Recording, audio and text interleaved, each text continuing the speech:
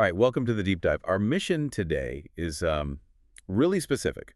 We are going to try and figure out if an online store called Alexander Hampton is legitimate. Yeah, and our source for this is a YouTube review that asks that exact question. Is this a legit store or total scam? Exactly. So we're going to unpack their findings. And this one gets interesting because the analysis goes pretty deep. They check like 40 different things, but the conclusion is, well, surprisingly fuzzy. So Mhm. for you, the listener, this is really about what happens when lots of data doesn't give you a clear answer. Okay, lift, jump in.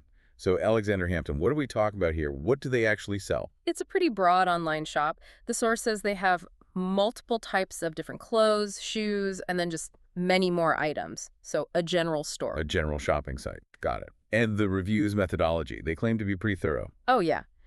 They made a point of saying their analysis was unbiased and that they checked 40 different elements to build a trust profile.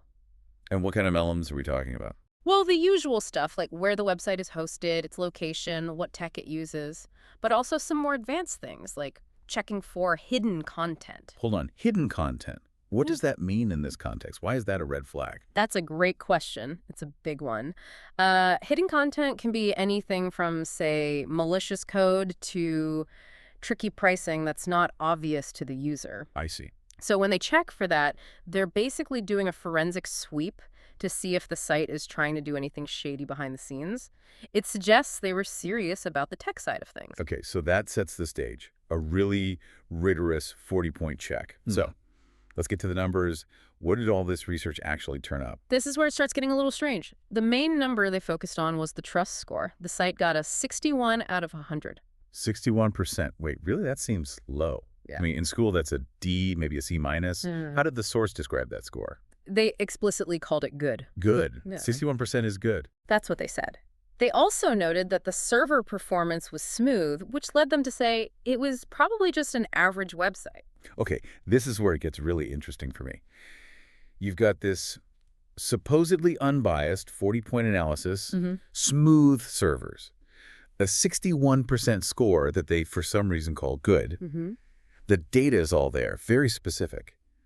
So after all of that, what was the final definitive verdict from the reviewer? And that's the fundamental question, isn't it? When does all this data just fail to give you a straight answer? Right. The conclusion was just incredibly ambiguous. They said, and I'm quoting here, that based on the information, the website appears to be a scam or legit website. Wait, what? It appears to be a scam or legit. Yes. So it's one of those two things. Yes, that was the takeaway. That's not a conclusion. That's just a statement of the possibilities. Oh, yeah.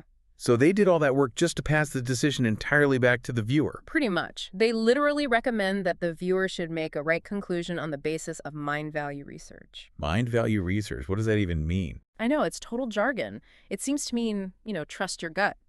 Or maybe do your own research that they didn't do.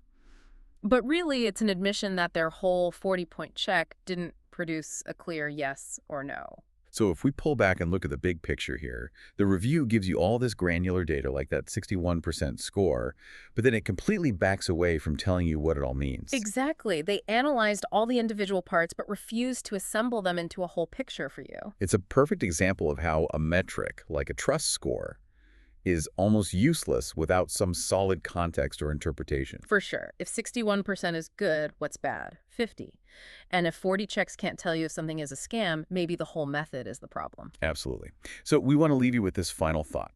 If a super detailed analysis with 40 different checks ends up with a 50-50 either conclusion, how much should you really rely on those kinds of technical scores? If the experts themselves won't make a call, maybe your own mind value research should just start by looking for what actual human beings, real customers, are saying about a site, instead of getting lost in ambiguous numbers.